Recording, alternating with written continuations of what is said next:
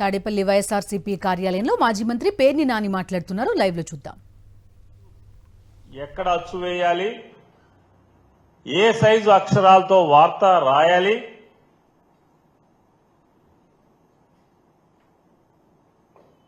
వార్త రిపోర్టింగ్ ఏం చేయాలనేది వారి ఇష్టం. మాకేం అభ్యంతరం లేదు. వైఎస్ఆర్ కాంగ్రెస్ పార్టీకి లేదా పేర్ని నాని కూడా ఏం అభ్యంతరం లేదు. కానీ ఆ వార్తల మాటున చిమ్ముతున్న విషం మీదే మా అభ్యంతరం. మీ ఇష్టం, పేపర్ మీది, సొమ్ములు మీయి, అచ్చేసుకోండి. మీ చంద్రబాబు నాయుడు గారు చల్లగా ఉండాలి కాబట్టి ఏం కావాలంటే అది రాసుకోండి. కానీ మాకు అభ్యంతరం వల్ల దాంట్లో రాస్తారు, పరిటాల రవి హత్య కేసులో నిందితులు ఇలాగే మరణించారన్న ముఖ్యమంత్రి, జగన్ నేరపూరిత రాజకీయాలపై అప్రమత్తంగా ఉండాలని మంత్రులకు సూచించాడండి చంద్రబాబు నాయుడు. ఈ తప్పుడు రాతలు, తప్పుడు మాటలు, అతను మాట్లాడినట్టుగా వీళ్ళు తప్పుడు రాతలు రిపోర్టింగ్ చేస్తారు. విషపు రాతల రిపోర్టింగ్. ఇక్కడితో ఆగకుండా దీంట్లో ఏమి వార్త ఉండదు. తగుదనమ్మా అని చెప్పిన ఇంకో ఆయన కూడా తీవ్రంగా పరిగణించాలని చెప్పాడంట. సరే, తీవ్రంగానే పరిగణించండి. సుగాలి పీతి మరణం గురించి తీవ్రంగా పరిగణించక్కర్లా. 30,000 మంది మిస్ అయిన ఆడపిల్లలు విషయాలను ఆరా తీయటంలో, అజగనుకోవడంలో తీవ్రంగా పరిగణించాల్సిన పని లేదు. కానీ ఈ వాచ్మెన్ రంగన్న మరణం మాత్రం తీవ్రంగా పరిగణించాలి. మరి పరిగణించండి, తప్పేం లేదు. రెండో పేజీలో రాస్తారు. ఈ రెండవ పేజీలో ఈ విషయం ఏంటంటే, వివేక హత్య కేసులో కీలక సాక్షుల వరుస మరణాలు అని హెడ్డింగ్ పెట్టి రాస్తాడు. దాంట్లో 6 పేర్లు ఫోటోలు వేసి, మామూలుగా మంత్రివర్గ ప్రమాణ స్వీకారానికి 1, 2, 3, 4, 5 ఫోటోలు వేసి వాళ్ళ చరిత్ర రాస్తారు కదా, అలా ఈయన రాసుకొచ్చాడు. ఈ 6 సాక్షులు మరణించారు అని చెప్పాను వివేకానంద రెడ్డి గారి హత్య కేసులో. నారాయణ యాదవ్ 50 వయసు, 52 సంవత్సరాలు, జగన్ వాహన డ్రైవర్ కింద హెడ్డింగ్ కింద రాస్తాడు. ఇతను సాక్షి, వివేకానంద రెడ్డి కేసులో సాక్షి అని రాస్తాడు. ఇంతకన్నా బూటకం, ఇంతకన్నా తప్పుడు రాత. ఈయన సాక్షి. నారాయణ యాదవ్ అనే ఆయన సాక్షిగా ఉన్నాడా? కనీసం రిపోర్టింగ్ చేసేప్పుడు చంద్రబాబు దున్నపోతు ఈనిందనగానే వెంటనే రామోజీరావు గారి పేపరు మార్కెట్కి వెళ్ళి తాడు కొనుక్కొస్తాకి వెళ్ళారంట. ఏంటి అంటే, దూడ పుట్టింది కదా, వెంటనే మరి దాన్ని కట్టేయాలి కదా, అందుకోసం తాడు కొనుక్కొస్తాకి వెళ్ళిపోయారు. అట్లాగా చంద్రబాబు నాయుడు క్యాబినెట్లో ఏదో మాట్లాడాడంట, వీళ్ళు రాసేస్తారు వెంటనే, వండి వార్చుతాం. నారాయణ యాదవ్ అనే ఆయన రాస్తాడు. వీటి గురించి మాట్లాడదాం.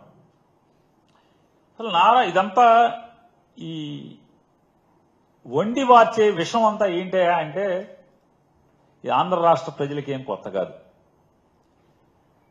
గౌరవ నారా చంద్రబాబు నాయుడు గారు ఆయన అలవాటు ప్రకారం తన సహజ వైఖరి మేరకే వైఎస్ వివేకానంద రెడ్డి గారి కేసులో 61వ సాక్షిగా, వైఎస్ వివేకానంద రెడ్డి గారి కేసులో 61వ సాక్షిగా ఉన్నటువంటి 65 సంవత్సరాల వాచ్మెన్ రంగయ్య గారు మరణాన్ని కూడా జగన్మోహన్ రెడ్డి గారి మీద విషం చెమ్మటాకి తన శ్రేయోపత్రిక అయినటువంటి ఈనాడు ద్వారా తాటికాయంత అక్షరాల్లో అచ్చు వేయించి ఇవాళ మరో కొత్త నాటకానికి జగన్మోహన్ రెడ్డి గారి మీద మరొక విషపు నాటకానికి తెరదీయటం జరిగింది.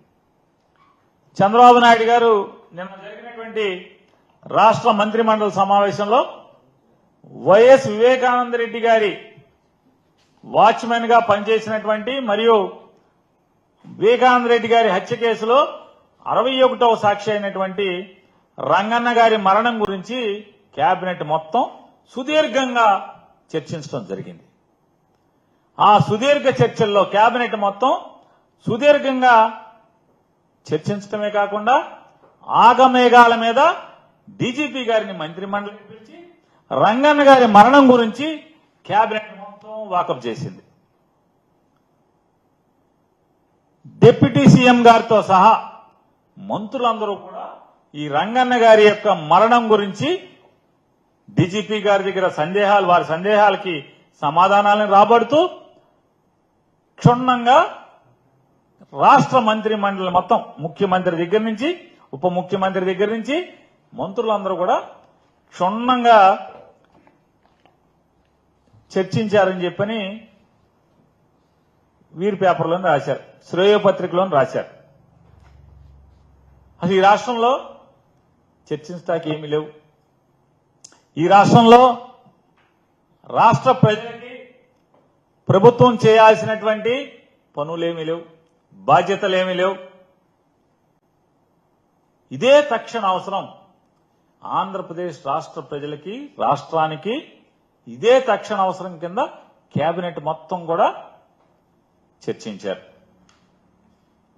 చంద్రబాబు నాయుడు గారు ఎన్నికల్లో ఓటు అడుక్కునేప్పుడు ప్రజలకు ఇచ్చినటువంటి హామీలను అమలు చేయడంలో తన మోసాల నుండి ప్రజల దృష్టిని మరల్చడానికి ఎప్పుడు ఏదో ఒక ఎత్తుగడేయటం అనేది చంద్రబాబు నాయుడు గారికి వెనతో పెట్టిన విద్య. ఏదో ఒక ఎత్తుగడ ఎప్పుడు కూడా హామీల అమల్లో ఏదైతే ఎన్నికల్లో ఓట్లు అడుక్కునేప్పుడు ఏదైతే ప్రజలకి మాట చెప్పాడో ఆ మాట చెప్పింది అమలు చేయడంలో తన డొల్లతనాన్ని ప్రజల మనసుల్లో ఎక్కడ అది బలంగా నాటుకుపోతుందో, ఎక్కడ మదిలోకి ప్రజల ఆలోచనలో వస్తుందేమో అనే అనుమానం కలిగిన ప్రతిసారి కూడా ఏదో ఒక డైవర్షన్ పాలిటిక్స్ చేయటం అనేది చంద్రబాబు నాయుడికి గడిచిన 9 మాసాల్లో అదే పని మీద ఉంటున్నాడు ఆయన.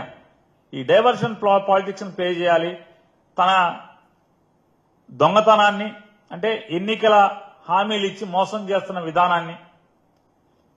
ఎన్నికలప్పుడు ఏం చెప్పాడు? సంపద సృష్టిస్తాను, సంపద సృష్టిస్తాం అనేది నాకు వెన్నతో పెట్టిన విద్య, సంపద సృష్టించి మొత్తం ఇస్తాను. జగన్మోహన్ రెడ్డి గారు ఇచ్చేటువంటి సంక్షేమ కార్యక్రమాలే కాకుండా ఇంకా పెద్ద ఎత్తున సంక్షేమ కార్యక్రమాలు చేస్తాను,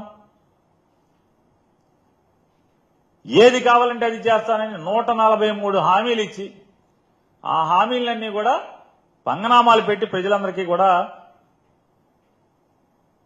ఆయన ఆ పనులు ఆయన చేసుకుంటున్నాడు. తన రాజకీయ ప్రత్యర్థులందరినీ కూడా లేదా చంద్రబాబు నాయుడు గారి యొక్క రాజకీయ ప్రత్యర్థులను కానీ లేదా తన రాజకీయానికి లేదా కొడుకు రాజకీయానికి ఎవడు అడ్డొస్తాడనుకుంటే కనుక వాళ్ళందరినీ అప్రతిష్ట పాలు చేయటానికి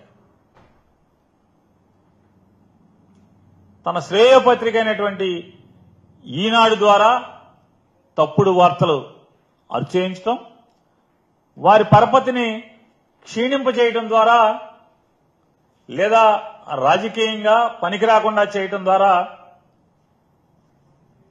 తన ప్లాన్ అమలు చేయడంలో చంద్రబాబు నాయుడు గారికి పెట్టింది వెన్నతో పెట్టిన విద్య. ఇవాళ కొత్తగా జగన్మోహన్ రెడ్డి గారి గురించే కాదు, పిల్లనిచ్చి సాక్షాత్తు కాళ్లు కడిగి పిల్లనిచ్చినటువంటి వాళ్ళ మామ ఎన్టీఆర్ గారిని కూలదేయడం కోసం కూడా వారి భార్య లక్ష్మీపార్వతి గారి మీద ఎన్టీఆర్ పిల్లలందరికీ కూడా మనసులో విషాన్ని ఎక్కించి ఎన్టీఆర్ గారికి ఆయన పిల్లల్ని దూరం చేయటం, హరికృష్ణ గారిని పావుగా వాడుకుని ఎన్టీఆర్ మీద తిరుగుబాటు చేయించడం, ఊరూరా తిప్పటం. ఈ హరికృష్ణ గారు ఒకటి మాట్లాడితే 10 మాట్లాడినట్టుగా రామారావుకి వ్యతిరేకంగా ఈనాడు పత్రికలో అచ్చేయించటం, రామారావు గారి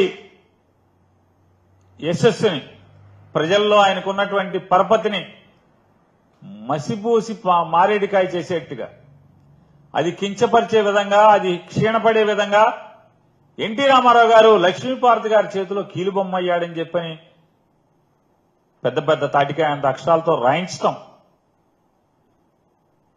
మొత్తం కూడా తన శ్రేయోపత్రికలో రాయించి రామారావు గారి పలుకుబడిని పలచనం చేసి కూలదోయటం అనేది ఇవాళ ఈ రాష్ట్ర ప్రజలందరూ కూడా మనందరం సాక్షులమే. అంటే పేపర్ని ఎలా వాడుకుంటాడు అంటే ప్రత్యర్థులను కానీ తన రాజకీయ అడ్డంకిగా ఉన్న వారిని కూలదోయటం కోసం లేదా రాజకీయంగా తొలగించడం కోసం ఏ రకంగా ఆయన వాడుకుంటాడనేది మనందరం కూడా సాక్ష్యమే. అలాగే జగన్మోహన్ రెడ్డి గారి వ్యక్తిత్వాన్ని కూడా ప్రజల్లో హననం చేయటం కోసం, పలచన చేయటం కోసం ఆయన ఈనాడు పేపరు ఇద్దరూ కలిసి ఏ రకంగా అరాచకమైనటువంటి వార్తలను సృష్టించడం, విషం చెమ్మటం జగన్మోహన్ రెడ్డి గారు కాంగ్రెస్ పార్టీలోంచి బయటకు వచ్చిన దగ్గర నుంచి కూడా మనందరం చూస్తున్నాం.